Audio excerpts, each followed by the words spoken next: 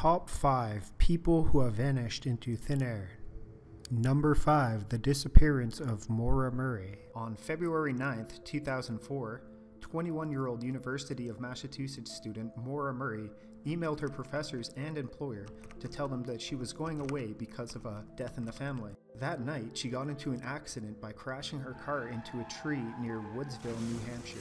Strangely, Maura had wrecked another car in an accident only a couple days earlier. A bus driver came by and asked Maura if she needed to call the police. Maura said no, but the driver called them anyway once he got to the nearest phone. When the police showed up 10 minutes later, Maura had vanished. There were no signs of any footprints or struggle at the scene, so it is possible Maura got a ride from someone. The next day, Maura's fiancé in Oklahoma received a voicemail which may have been from her, but he only heard sobbing on the other end of the line.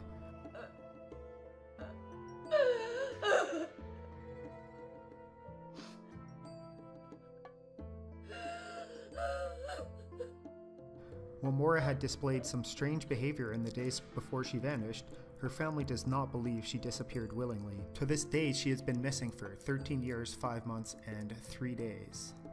It is a real mystery. 1 minute she's here, 1 minute she's not, and there's just so many theories. Number 4. Brandon Swanson. 19-year-old Brandon Swanson was heading back from his hometown of Marshall, Minnesota on the evening of May 14, 2008, when he crashed his car into a ditch while driving on a rural gravel road. Brandon called his parents on his cell phone and asked them to come pick him up. They went looking for Brandon but were unable to find him. When Brandon's father called him back, Brandon said he would try heading towards the nearby town of Lind. In the middle of their conversation, Brandon suddenly swore and the call was abruptly cut off. Brandon's father tried calling him back several more times, but he never got an answer and was unable to find him. After the police were notified, they found Brandon's car, but they were unable to locate him or his cell phone. One theory is that he might have accidentally stumbled into a nearby river and drowned, but searches turned up no trace of his body. No one knows what prompted Brandon to swear during that phone call, and it's the last anyone ever heard from him. Number 3. Louis Le Prince. Louis Le Prince was a French inventor who is renowned for having shot the world's first moving pictures on film.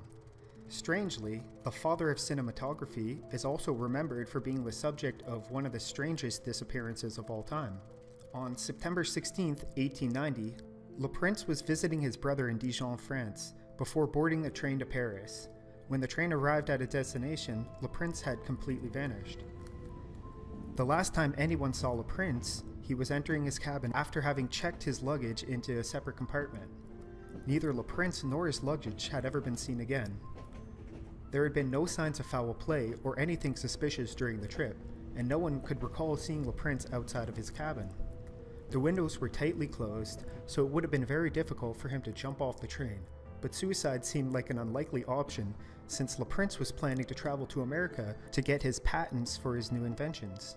Because Le Prince was unable to secure those patents, Thomas Edison took credit for the invention of motion pictures.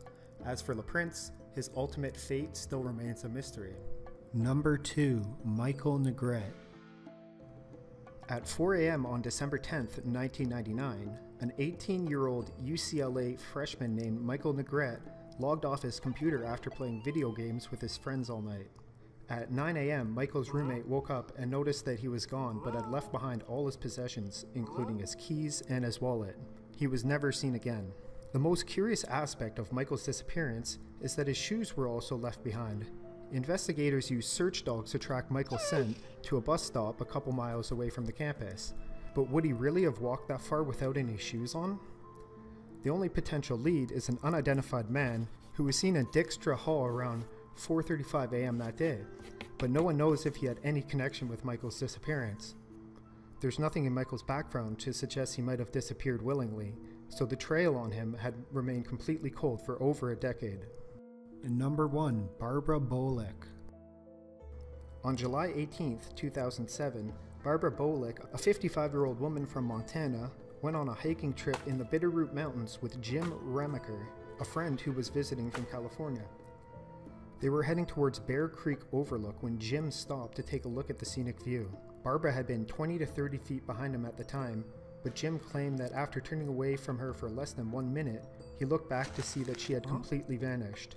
After authorities were notified, an extensive search of the area turned up no trace of Barbara. On the surface, Jim Ramaker's story sounds pretty unbelievable. However, he was reportedly very cooperative with the authorities, and since there is no evidence that he did anything to Barbara, they do not consider him a suspect in her disappearance. It seemed likely that a guilty person would attempt to dream up a much better story than this victim simply vanishing into thin air. Authorities haven't found any trace of foul play or any hint of what might have happened to Barbara Bolic. Hey, what's up guys? Thanks for watching the video. I hope you liked it. Please let me know what you did and didn't like down in the comment section. Don't forget to drop a like if you want to see more videos like this. And I'm going to put links down in the description if you guys have any information pertaining to these cases. Also, some of the victims have charities associated, so if you'd like to donate some money, check it out in the link below. I'll catch you guys next time.